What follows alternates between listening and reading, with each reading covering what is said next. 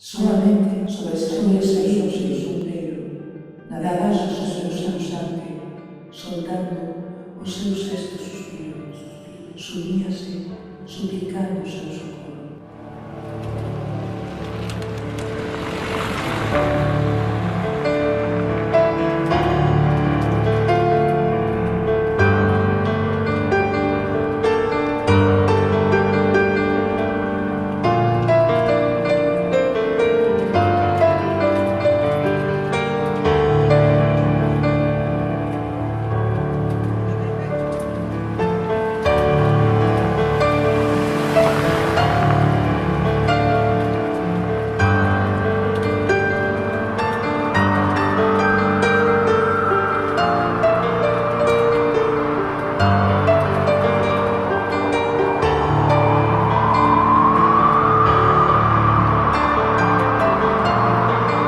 Non deixes que a pobreza se te forme parte da